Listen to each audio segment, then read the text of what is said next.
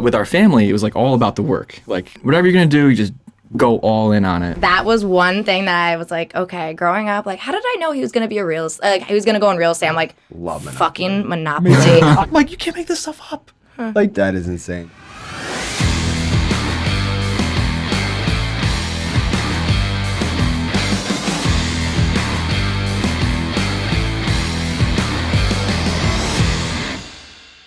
Welcome back to Sky's the Limit Podcast. We're your hosts, Mike and Ryan. In this episode, we brought our siblings, Conor and Anna, on for the show. We're gonna switch it up a little bit and talk about kind of our upbringing, some funny stories. They know us the best, and just get to know us as humans. Maybe not as much real estate talk this time around, but it should be fun, should be entertaining. So let's dive right in. Anna, welcome. Conor, welcome. Thank you, Michael. Thank you, Ryan. Thank you. yeah, absolutely. Good to be here. Yeah. So what's up with you, Conor? Thanks for coming on. Yeah, thanks for having me. I'm The golf pro himself. Oh, yeah. Right. Yeah. Connor's low key like a scratch golfer. That should be like. Thanks for the compliment, Ryan. Actually, before saying that I was the best golfer that he's ever seen. Yeah. So I appreciate that. Yeah, But absolutely. I mean, I don't know. That's not really saying much because I don't see that much golf, but you are good. in the grand scheme of things, I mean, I'm good, but then there's just so many guys that are just beyond good. But it's good to kind of be in the mixture, like on a state level, like how, like I had a chance to go to play in the Connecticut Open, which was awesome this past July. I mean, stepping back, I mean, that's kind of like what I love to do. I mean, Ryan got me into real estate, taught me everything I know. You bought your follow the same model. I mean, his strategy as far as, you know, multifamilies and by the room, that's kind of what we do. You bought your first rental, right? Yeah, actually. Bought it from Ryan last year, August. Yeah, last year. Feels like it's been longer than that, but in New Britain, we all know New Britain pretty well. It's cool. I mean, like being a renter, obviously you have some flexibility. You don't have to be there forever. And I've been a renter for a while, but kind of being on the other side and seeing now what it's like to be an owner. You deal with some shit. Yeah. I mean, hopefully not as much shit as Ryan had to deal with in his rent by the room multifamily. Did you hear that story? Well, sort of which one? I mean, The fact that there's multiple. So what's sad? What's really interesting is I really give you a lot of credit, Conor. Like, so I moved to Texas in 2016, right? And I was just like, it was a spur of the moment decision. I moved from like the point I decided to move to when I moved was literally like a month. So I was like, I need a property manager. Like, I can't manage this from 1,000 miles away. So I was like, Conor, you're my property manager. I paid him 10%, and I expected. I was on the side managing. Well, you needed me, but I couldn't literally do everything for you. In fairness to you, like I had my expectation was like you just like managed it like you knew what to do, and I just threw you in like you didn't know anything about property management, and like the stories that came out of that were just unreal. Like I was doing the rent by the room model, right? Like, and Conor was living at one of the properties and also managing, and like the stuff that happened was just wild. Like we were just talking about one guy who. His name was Dammy, and I'm sure he won't listen to this. So I'll expand on it. I remember Dammy so like he's a great guy. Great guy, but I remember this was a tenant of you guys. So it was a tenant of mine and someone that Conor was managing a property for. So, you know, he didn't have a paper shredder and he had some important documents, right? So like in lieu of a paper shredder, and you want to get rid of these important documents without just throwing them in the garbage. Like, I guess the question is, what do you do? And so he decided to, you know, just take to the papers on our wood floors, and you know, start a little fire, like living room inside wood floors. In his room, in his room, there was wood floors. He took the pile of papers, crumpled it up, and in lieu of a paper shredder, started a fire with that. It's like, you know, I'm just gonna light these on fire. That's how I'm gonna get rid of them. It's like the Billy Joel song, right, Joe? There's too many stories like that. I mean, I like to kind of go off what you said. I mean, I was in my room, I smelled smoke, and I was like, go around the kitchen, around the living room, and I see him, and I'm like, Dammy, what's going on? And he's like, I just wanted to, you know, incinerate these papers. I didn't have a paper shredder. And, you know, who you get and who you find as far as tenants, I mean, some of these people are coming from all over internationally, like all over the world. Like, He was to assume that people know how to handle things, tenants coming in, it's just like their orientation. It's like he just thought that was like okay to he burn was an papers. international tenant, you said? He was originally Nigerian. Yeah. Oh, wow. That was in fairness, like that's probably like it's something that he like that's reasonable to him to do. That's wild. Yeah. Yeah, Right? I get it. Sure. You're not starting any fires, are Well, you? No. I don't cook much, It's so not but if like- I did, no. I would there may be better. If the stove worked, right? If the stove worked, no. I would honestly say, looking at like through all the years of tenants, it's like 90 to 95% we're fine. We're completely fine living with people, like sharing space. Sometimes places were messy and hoarding and things like that. But then you just remember people like that just stand out to you. I mean, when you owned Sefton, you were in Texas. You told me, hey Ryan, you told Connor, show on the first floor. There's an available room. This guy's coming by on such and such time, like during the day. Just show him the room and let me know how it goes after. And I was like, all right. So drive to Sefton in New Britain, just across the street from the college. Guy meets me there, and walking in, open the door, go into the first floor. The other people, I told them that we were coming. There's 2 other people there, and there's 3 bedrooms. So the one that's available, I'm going to show him. This is another rent by the Rent by the room. Another. It was a 10-bedroom duplex. Holy 10-bedroom duplex? Yeah. Then anyway, so gonna show him, just like we've done many times before. Walk in, going down the hallway, and there's just smoke just coming out of the kitchen. Just Billowing. smoke billowing, right? Billowing out of the kitchen. The guy's behind me. I'm like, hold on a second, guys. Let me see what's going on here. So last time, This is great. yeah, he's right behind me. I'm like, I'll be right back. This is the last time I saw him, because I went into the kitchen and I see turn the corners, look in the kitchen on the stove. There's a pot that's on fire, like there's just a regular saucepan that's on fire, and smoke is coming out. And I just basically covered that. Another tenant came in, was like, oh my god, open up all the doors. Just kind of like, I kind of blacked out. I didn't even remember like how we got the fire out. I think I basically took the pan sauce and put it outside, and then opened all the doors, all the windows, and then eventually the smoke. But it was all just, I just remember all these things. It's like all from a guy that went to take a nap and he wanted to make pasta, and he just closed his door and didn't remember to just to turn off the stove when he was done boiling the water. I think he boiled the water with oil instead of water. He fell asleep. Yeah. He fell asleep for a minute. So it was the oil that was burning from. I mean, from I guess in retrospect, like you have to understand the kind of tenants you're putting in that want to rent one single bedroom and share with the rest. Like, I don't know. You do, yeah. I think you do everything you can to make the common areas clean. You just want to set, the expectation. Yeah. We got the Ring cameras. We got Right. the driveway's nice and clear. There's no trash. The garbage can's there. Just open, Yeah. But as long as you can kind of like let them know that you got people watching the place and it's going to be clean, I think they'll try to do their best. Yeah. To at least So you have a 3-family, right? Yeah. Yep. And it's going well. Yeah. I currently the term house hacking. Yeah.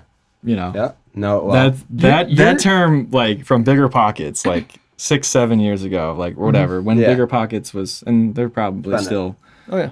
big. It's just like, I was like always thinking to myself, oh yeah, house hacking. That sounds so cool. I Yeah. just wish that could happen someday. You're doing the house hack of all house hacks. When I sold Yeah. it to you, like it's a 3-family, so like I was living on the middle floor. I had 3 people on the first floor, rent by the room, and 3 people on the top floor. But you took Yeah. that to the next level because you've now rented. Now you have 1 single room, and you're renting Yeah. the other 2 in your unit. oh, right? wow. Yeah. So you have what? 8 people? Yeah, there's 9 bedrooms. Obviously, I'm taking one of them. So on my floor, through traveling nurses, just Easy. just 3 to 4 months at a time. Perfect. I mean, you get them. There's different ways to market, but through Furnished Finder, just nurses, travel techs. In a way, yeah, like house hacking has worked for me. I don't think it can work for everybody. Yeah. So what do you charge them, and like are utilities included? Like what's their rent? Yeah. Their rent is in the 600 to 700 range, not anything more than 700. Yeah. It's all included. So I take care of the utilities. I take care of the. It's just I'm like moving in there. yeah. I remember It's very and it's the terms, the leases are very flexible. I'm like, hey, how long do you want to stay? you sound like an easygoing landlord. Yeah. No, I mean Shit. you have to if like they're sharing space. So Yeah. and I try to keep it as clean as possible. A lot of it is just piggybacking off of all the ideas and things that Ryan has taught me. Yeah. To make it work. I mean, I was obviously there when, his first Wilcox. And, Oh my and God. I wouldn't forget. Right? Do you No, remember no. Wilcox Street? You and Dad driving up to Wilcox Street. I was also house hacking. I won't forget. And Anna Yeah. and my dad were like, "Where the fuck are you living This right is now?" kinda We're like Ghetto. driving down the road. It's like dung dung dung, and then This you hear is- like gunshots. We're like, Hey, you had to. Hey, it the looked first- really. It was the nicest house on the street. That, so, yeah, it was. Yeah. It's kind of what the opposite of what you want to do in real estate. I bought the nicest house on the shittiest street, Exactly. Right. and I lived in one of the units. And then Oh, I wouldn't forget it. No, I wouldn't forget Listen the to the time story. that I I know what saw you're gonna you. say. what?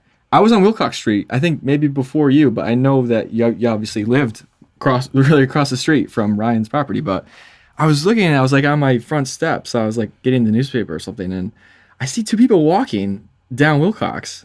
And I know, like you said, Wilcox Street. Whatever, like gunshots, cars drag racing, Oh my god! all types of things. And I just see two normal people walking down the street. And I was like, who are these people? And they friends with went them? and they walked right past me. It was Rachel. I mean, Yeah. you and Rachel walking by, and I was just like, I don't know who these people are. They look out of place. They look out of place, right? Yeah. Look at a place. Yeah, I know. No, I was like, they look out of place, and then sure enough, I mean, it's just like the connection So funny. that you guys, yeah. I will never forget the stories that you told me about that first house. You bought a brand new weed whacker, right? Oh my god! I totally forgot about Yes. that. Yeah, I bought a Black and Decker electric weed whacker. It was like my first purchase to myself after buying this house.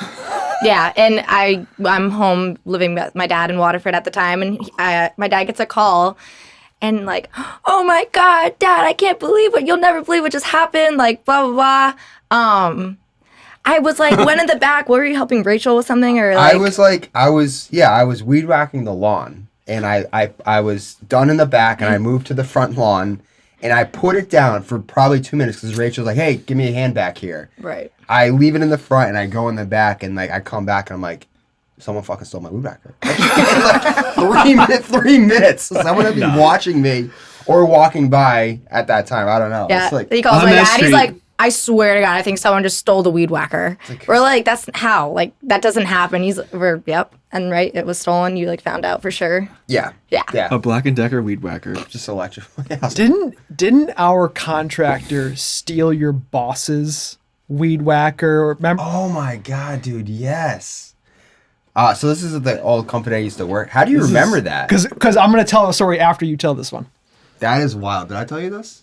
I don't know. Working at Virtus. No.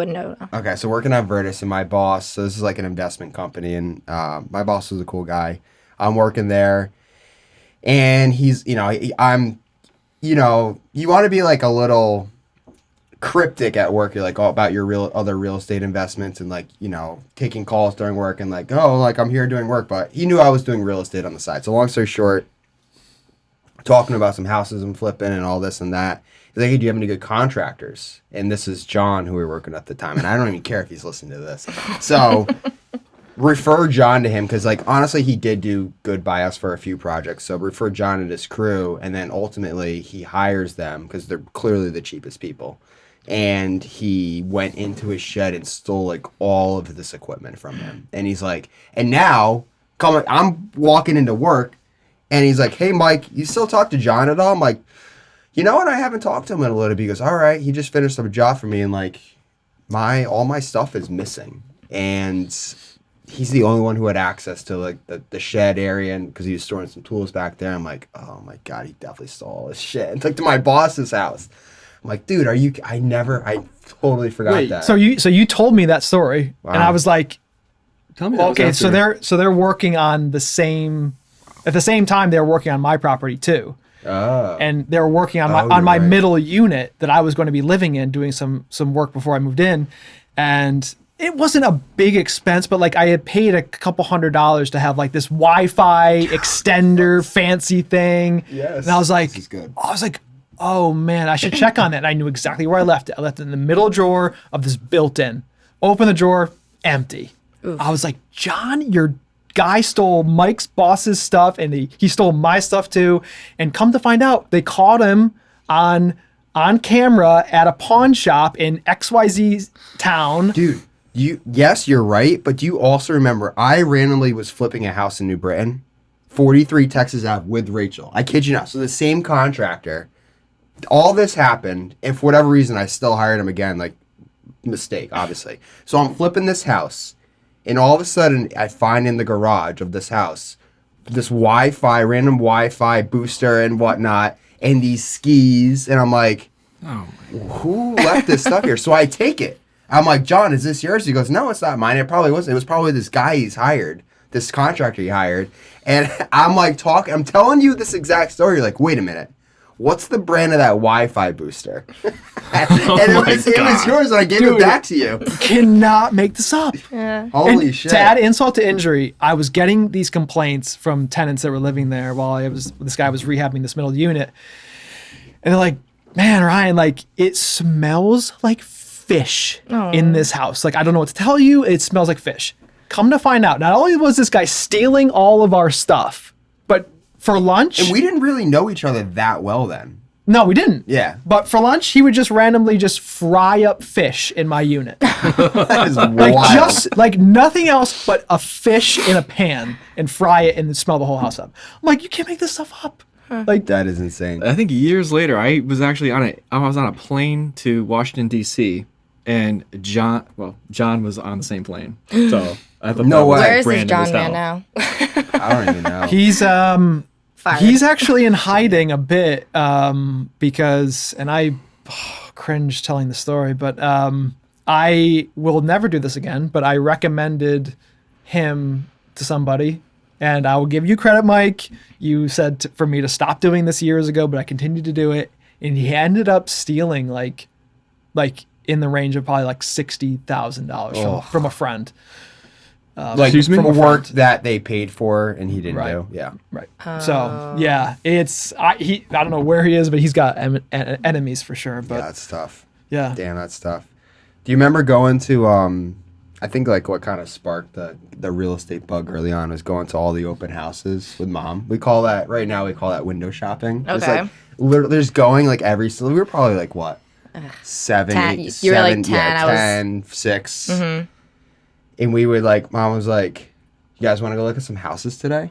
For fun. For fun. Like, no intention of buying them. But like just like Well, we would pop run. into the open houses, see what's going on and like That's my room. That's gonna be mine. Yeah. Like, it's so funny back then thinking like, oh my god, just buy the house. Like, just get the house. Like, why can't we live here? It's like so out of their. We always looked at houses like that was. Yeah, like- well, my mom did that. She'd like go to like.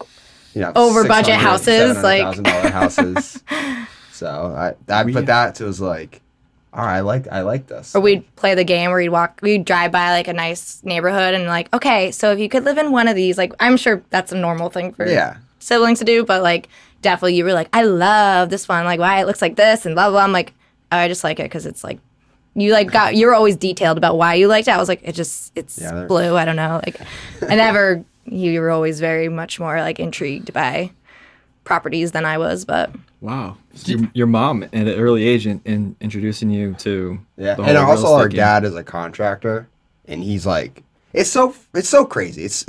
He is like the most handy person in the And you world. know I hope- nothing. I know nothing. I literally, I couldn't like I could so I have to read empathize the with you on that. instructions 1,000 times whenever something comes in, or watch a million YouTube videos. It just clicks in his head, and he's built houses from ground up, and I don't know. I just the gene that didn't. You're not that handy, honestly. Honestly, probably more than you, but So like, just didn't transfer. so I can like fix a sink. I can do basic. Yeah. I can change the light bulb. That's not a problem. But like, that's a really good point. I'm glad you said that. So Brenna, my wife Brenna, and I, we built our house, right? with your own hands, right? Well, that's the whole point. Like, no, we didn't swing any hammers, nothing. So the house that Conor and I and my dad and my mom grew up in, or that Conor and I grew up in, like my parents built, and like my dad literally built it with my grandfather. yeah. Like He's pretty handy too. Yeah, Just like, from the ground absolutely. up. From the ground up. So like, yes, I also biggie. built a house, but at the same time, I did nothing. So it's Right. it's different. Like, it's crazy. I know what you were about to say. Like, dad is just like, wow, like how do you know how to do this stuff? Like, it's crazy, right? honestly, just rely. He is just, like your dad, right? Like so handy. I mean, engineering background. He knows. It's just the way he approaches things, right? I mean, Ryan and I, we had allies on our mom's side, on our dad's side, on our mom's side, and I think real estate has just been this evolutionary. Like you just got into it, but like the allies that we had and our parents, extremely hardworking people. But yeah, I mean, our dad is a beast. I mean, he can fix anything. He just crazy. like looks at something and he just knows how to go about it. He knows the tools that he needs. And he's just diligent. And I'm just like, wow, I just need to like, it's just amazing. And It's amazing. he's not going on YouTube and like No, he's not. and like Googling it. Yeah, it's no. just Wouldn't know how if he tried. But like if you go back, like early influences for us, obviously our grandfather and our father, built our house that we grew up in, and we grew up going over to our grandparents' house. Like they had a backhoe, like an actual backhoe, and we would drive around in that thing. And our grandfather would know everything about it, and as far as moving big stones and digging high dirt, I mean all that stuff kind of was in the background, I think, for Ryan and me. But I think with our family, it was like all about the work. Like whatever you're gonna do, you just go all in on it. Like our mom, all in on being a teacher. Our father, all in on being an engineer and doing all these different types of projects. But I think if we were to go back to when we were growing up in the 90s, video games, like I think our parents were working hard. We were playing early on, we were playing video games. And you had to be the best. We had to be the best at that. We had to be the best at playing video games. I would watch my brother play Resident Evil, scariest game of all time. With around the corner, you got zombies trying to bite your neck, and I would be like, "Oh my god!" I couldn't even play it. I'd watch him play it. But the progression of kids to adolescence, I think, was video games, and then it was cars. So Ryan had to have the best car. What'd you have? Mercury. it was not the best car. I thought it was the best car. It was like a Ford Contour had like an SVT Contour. It was like their special souped up thing, and I basically had that. All right. Yeah. So yeah, no. I put all sorts of money into it, all the mods, and so. Yeah, I think our father's influence. Our dad had a Mustang Cobra. Oh yeah. Yeah. Doesn't he still have it? Yeah. Well. GT500. now, GT500. Yeah. Yeah. But yeah, like dad, like this and that. Like as far as the cars, okay, the cars are great. And then he moved on. I think just watching Ryan, as far as like what was next, what was the big thing. It was weightlifting. It was Arnold Schwarzenegger. It was this and was that. Like, but it was, we were going to the gym, what we put our mind to. And as far as like the work that it obviously takes to be, I mean, you were we were deadlifting like pretty hard, 5 a.m. Yeah. But what I'm saying is this just kind of culminated into the next thing. And it was like, oh, Ryan bought a house. It was a 2-family. Oh, okay, he's into finance. Oh, okay, he knows this guy. Oh, he's talking about real estate. So it was kind of like turn the corner, and he's finally found something that he's going to build something. And I'm just so proud as far as just seeing him now, and you, Mike, the momentum of what is today. All the properties that you guys have. I mean, like I have my dad, obviously our dad, to focus on, like to help us if we need it, and I have you as far as any sort of real estate advice, which is amazing. Because obviously real estate is in everybody's life. Yeah. Whether you're renting or owning. Yep. You need a place to live. Appreciate that. Everyone needs a roof Yeah. over their head. Did you guys ever get really competitive in Monopoly? Ooh. Because this guy, I knew from the start he was going to bank. I mean, I always lost. But like that was one thing that I was like, okay, growing up, like, how did I know he was gonna be he was gonna go in real estate? I'm like, Love Monopoly. fucking Monopoly. I We would Monopoly. play I love for it. hours on Every Sunday Sunday. mornings. Every Sunday. And he's always like, yeah, I'm like a Baltic Mediterranean guy, like, but I'm gonna take over like the whole strip. Like, I'm gonna own Boardwalk and Park Place one day. he's like, I'll get the cheap properties, but I'm Meanwhile- gonna own the whole strip. What was I'm your like, strategy though? Like, was You it just got to own the most amount of real estate. Like you could go broke, which we are. Like we are very cash poor, so it's no different than Monopoly. You go very cash poor. You make your way around Go. So like we're making our way every year. I feel like there's a check waiting for us as we cross the new year here. You go around Go. And you just collect your rent. Everyone's gonna fall on your property, and you're gonna collect your rent. And eventually, you'll own enough property, you'll build some houses, and they're gonna go to hotels, and you're just gonna monopolize the and world. then everyone's bankrupt, and then you lose, and then you win, and you're the best. and then you end up renting from your brothers. And then she goes, just for now. Just for now. Right, yeah. Yeah. But Just for yeah. now. Oh my God. I would equate this 5 unit in New London to like it's probably like a St. James, like early oranges. You haven't made so your way. crazy. You remember that? That's very Like impressive. St. James, Tennessee, New York, right? And then you go to the yellows, Atlantic, Vernon. Oh, it's like Atlantic. Oh no, Marvin Gardens. No, it's Reds. It's Kentucky, Indiana, and like one other. Clearly, he was Wow. obsessed. Yeah. St. I James. am Yeah. actually very impressed with this right now. Yeah. Yep. Yeah. I used to. He would like always look at my bank, like you like put your money out, and I used to hide the money under like my seat because he would always try to like take. He's like, all right, Anna, let me give you like a couple options. I see you only have $100 left. Like, and I'm like, he's like, how about you give me this property and you can keep your money? And like, he always would try to like. I don't even It's a know. He negotiation. like gaslight me, and we would like keep playing Monopoly. I'm like, you fucker, I have the money here. I knew you were looking at my bank. Like, but yeah, I feel like that made you that helped you become who you are It's now. all about Monopoly. Shout out Monopoly. Shout out Monopoly. That was really. I haven't played Monopoly in a while, but I played a couple months ago, and I decimated Brenna. Decimated. And it just felt so good. It's like, yeah, I'm a real estate investor. Of course I was. You know, like I had like the hotel. She would land out. I'd charge the heck out of her. It was a good feeling. Yeah. May's going to grow up to be Yeah. a rock star Monopoly player. Oh yeah. Yeah. Absolutely. That's good. Yep. Well, I appreciate you guys coming on here. Yeah. It was an honor to Yeah, be so- on Yeah. this, To on do it this again. That's Love episode. it. Yeah, So, loved it. hopefully you enjoyed this episode, and just remember, sky's the limit. Dive deep and invest in how you want to live. See you next time. See you next time.